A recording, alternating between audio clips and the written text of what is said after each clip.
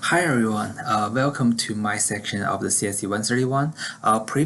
Previously, you may register for the section 008, and after we have changed the teaching modality to asynchronous online, and now we have an online course, so they changed the section number to 808. Okay, and I'm your instructor Yang Song, and today is our first lecture, and probably I'm going to record multiple videos. And the first video, I'm going to show you a really quick introduction to this course, and then I'm going to walk you through all the information you need to know on the syllabus. So for this series of the videos today, we are going to do an introduction of this course, and then we are going to talk about what is computer science and a short introduction to Python, and I'm going to tell you why we are using Python and what are the cool things about Python. And the last thing will be I'm going to help you to set up your computing environment on your local machine. Okay, so the first thing we are going to do will be the syllabus. So let me bring up the syllabus. Okay, this is our syllabus, and I'm your instructor, Yang Song, and this is my email, and this is my office. So, for if you want to find me, and you can come to my office hours, and my office hours will be Tuesday and Thursday, 1:30 to 2:30, and if you are comfortable with seeing me face to face, and you are welcome to come to my office, and this is my and currently in my office. Or if you want to talk to me online, and then there is a Zoom link. So if by coming to this Zoom meeting at my office hour, and then you will see me face to face. Okay, and if you want to come to my Zoom meeting, you don't really need to have a camera, and of course it will be better if I can see your faces. But you really need to have a functional microphone to talk to me on Zoom.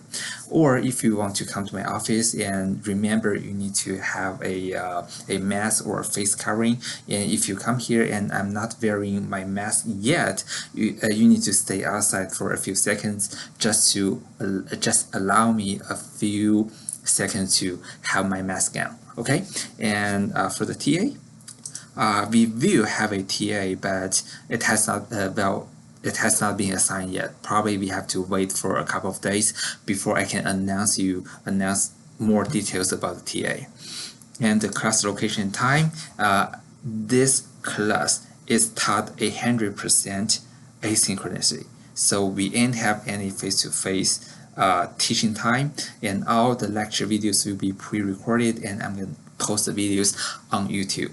And if you're not quite happy or quite comfortable with this kind of teaching modality, probably the best thing to do for now is you may want to reach to other professors who also teach 131, and I'm pretty sure there are some professors who is teaching synchronously. So it's really depends on what you want to do.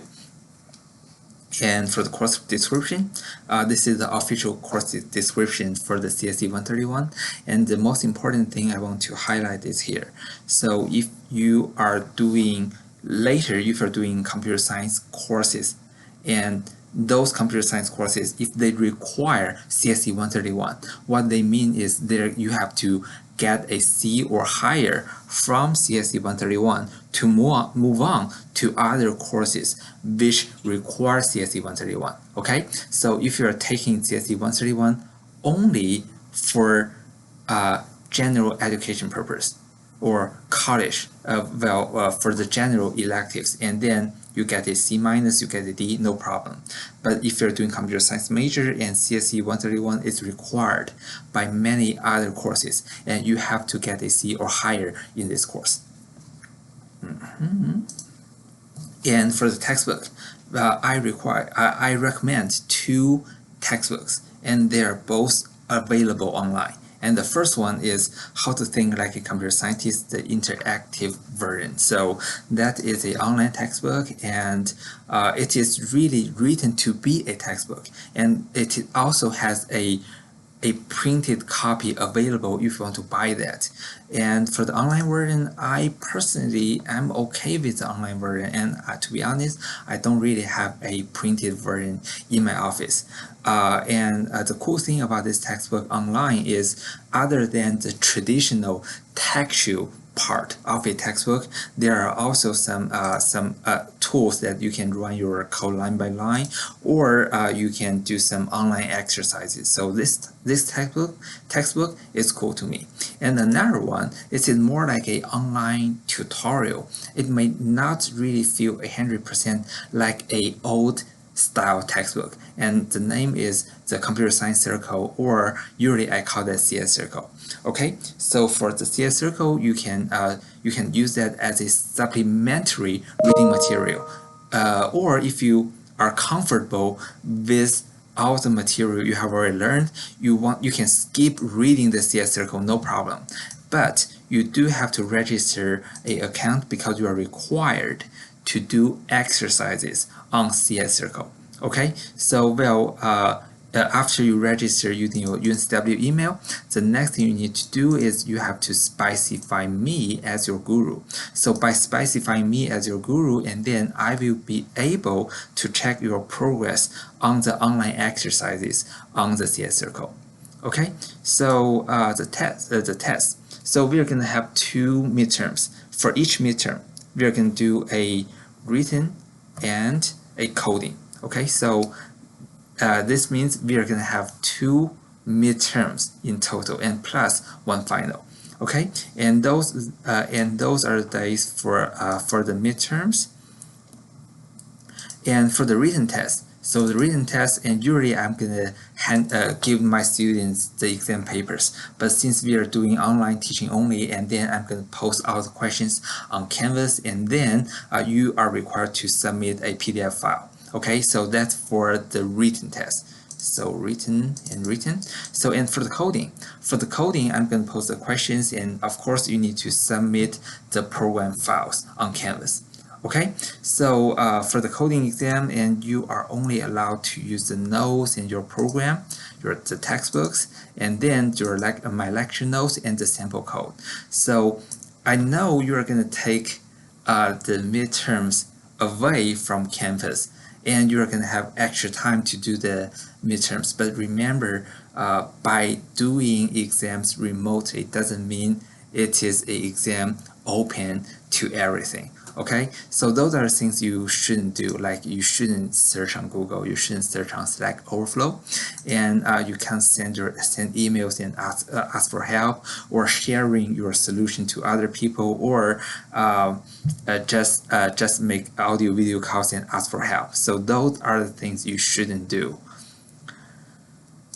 Okay, and another thing you want to know is, if you really can't do a midterm, and the plan will be you're going to receive a 0 for that time, but eventually after you finish the final exam, and then your final exam grade will be the substitute for that.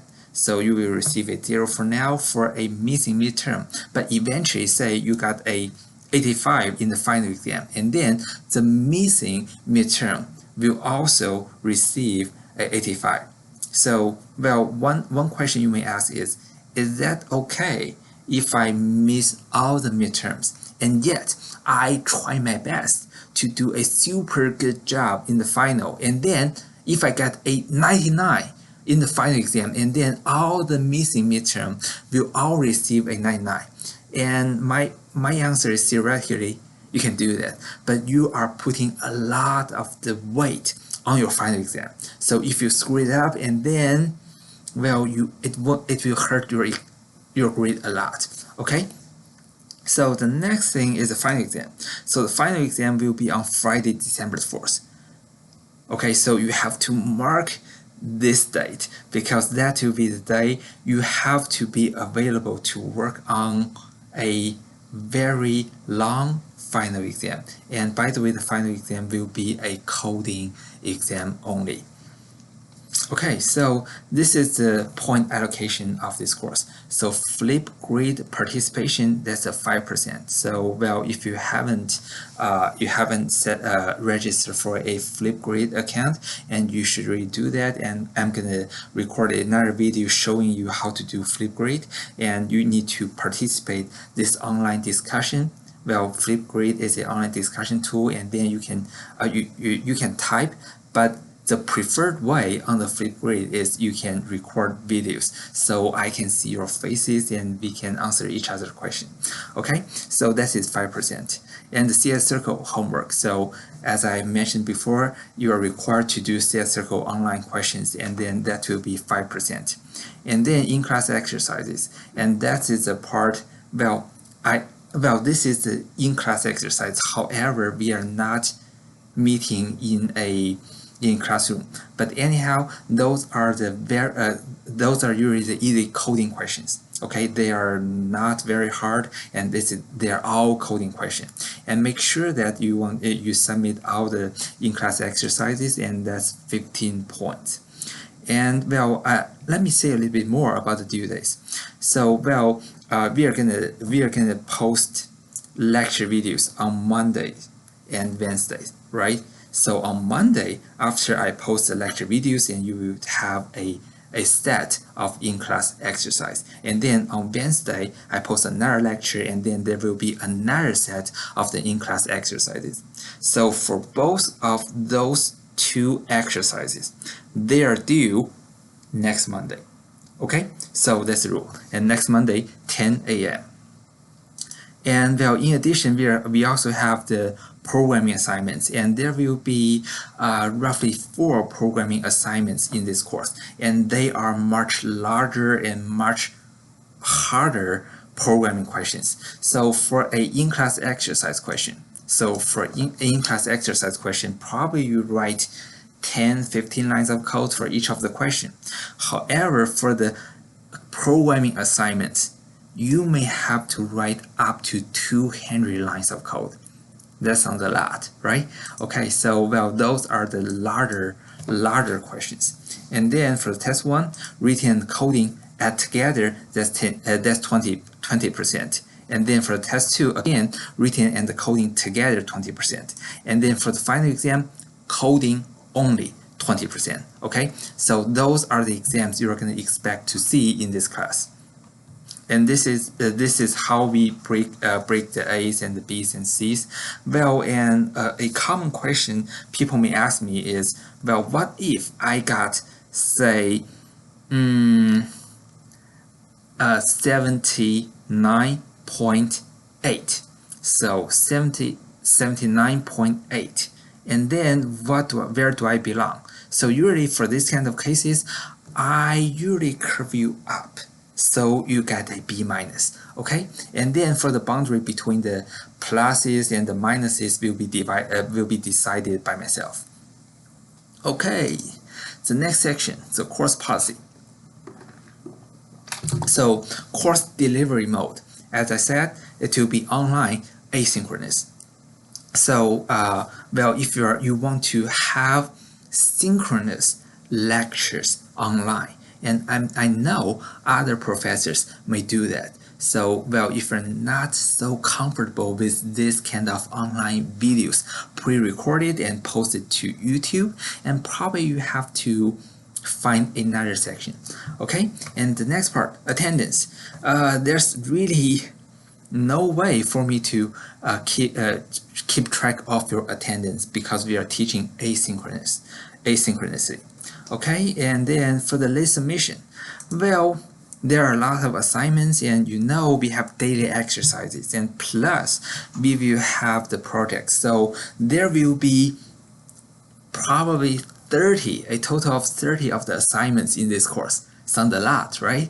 And well, and there could be other things happen to your life, or just your schedule, like you have too many work due on the same day, for example, or you have no Wi-Fi for some reason in your apartment. So there will be cases you are not able to submit. And then, well, my policy is, well, each of you will receive 2 late submission allowance. So by using a late submission allowance, you can submit your work late, no more than 7 days. And then I'm gonna receive that. I'm gonna grade that with no penalty. But you only have 2 late submission allowance. Okay. And after that, if you have used up your late submission allowance, and then I would say, I'm sorry, I can't allow you to do late submission and grade that.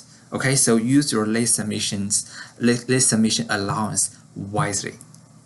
So make up exercise or exams. So if you miss a midterm, and then unfortunately I won't give you a makeup exam, and you will receive a 0 for now, and then your final exam score will be the substitute of the missing midterms. Okay, and then the academic integrity, that's very important. Well, if I find some evidence and if I suspect someone is copying or sharing their work, I'm not going to be the detective. I'm not going to be the judge. The university rule tells me if I see something suspicious, I just report it. And then the Office of the Student Affairs, they will do the investigation. And this will be a long and ugly process. Okay, so my short recommendation is don't try that. I don't want to have any ugly debate or argument with you guys, and just do all your work by yourself. And if you need help, you can contact me, or you can make use of the Flipgrid, post your questions, or you can contact the TA. Okay, so help debugging from your instructor. Well, there will be a lot of cases, and you say, hey, I don't know why my program doesn't work. It happens a lot, especially if this is your first programming course, and you will have a lot of this kind of questions. Why my program doesn't work? Okay, so well, this is called debugging, because you have some bug in your program and you have to figure out what is your bug, or where is your bug. So this is a very important skill you have to develop if you're doing computer science anyhow. So I'm happy to help you debugging, but you also need to develop your own skill in debugging. So remember that. So for all the programming assignments, all the homework assignments are individual work. Okay, so well, if I see your solution and your solution is kind of different than what we have covered in this course, and I may require you to explain your code. And if you give me a solution I didn't quite expect, and you fail to give me adequate, convincing enough explanation, and I may suspect you get this solution from somebody else, and then you will receive it there. And regrading. So there will be cases that you are not quite happy with your grade you receive, and then, well, within 2 weeks after a grade is posted, and then you can request regrading to me, and then I will do the regrading by myself. Okay, and then the last thing, this syllabus is subject to changes with reasonable notice, and I don't know if there will be some changes being made. And for example, in a few weeks, and we may close our campus, and if so, this syllabus might be changed a little bit, and I'm gonna give you notice when I have to change this syllabus. Okay, so the programming language. So in this course, we are going to do Python 3. Okay, Python 3, that's very important, because there's also a Python 2. Python 2 is the older version of Python. It is still alive. It's not died yet. Okay, and the student learning outcomes. This section is the student learning the goal of this course. So those are the stuff you are expected to know after you finish this course. So the next part, well, I want to make it very clear on what you can expect from me. Okay, so generally, if you send me emails, and I should be able to reply in 24 hours. In the weekend, it might be even longer, but usually I check my email frequent enough, and then if I see emails from my students, I will reply. However, I do receive dozens of emails every day, so I may miss your email. So if you, after 24 hours that you send me the first email, if you don't receive any reply yet, you just send me another email, say, hey, Dr. Sang, did you miss my email? And then just give me a reminder, okay? The next thing is, I will post all the lecture videos online on a YouTube playlist. And if you are watching this video, and hopefully you can see there is a playlist. And all the course materials, for example, the notes, the exercises, and the submission lockers, they will all be on Canvas. Okay, so go to Canvas often enough. And the way I organize the course content is I want to put them into modules, and each one module represents 1 week. Okay, so we are currently in week 1. So in week 1, you are going to see a syllabus and a course schedule, and plus the exercise for today, the lecture notes, and then a submission locker for today's exercise. So those are the at least 5 things you're going to see in the week 1 module on Canvas. And you can talk to your instructor in online or in person. So I'm committed that I'm going to hold the office hours, both physical here in my office and online. So you can choose the best way you want to talk to me. And all the grades will be posted on Canvas. So the grade book is on Canvas. And usually I want to finish the grading no later than 2 weeks after it is due. Okay, so the next part, I know it is very confusing because this is a asynchronous online course, and there are a lot of things. So where are those things? So where are the course material, lecture notes, and the exercise questions? They are on Canvas. Where is the grade book? The grade book is on Canvas. And then where are the submission lockers? On Canvas too. And where are the course lecture video? They are on a YouTube list. Okay, and then where is your instructor? Your instructor is in his office, and that is Conant Hall 2034. Or on my or you can find your instructor on the Zoom meeting as well. And if you want to record a short question, and you can just record a short video and send it to Flipgrid. And I should be able to check the Flipgrid every day. And of course, you can send me emails. And where's my TA and grader? I'm not quite sure about this yet, but I suspect they will not hold office hours. Because if I find a TA and then I require the TA to hold office hours, and the TA may say, okay, guess what? I quit. And then we have no TA.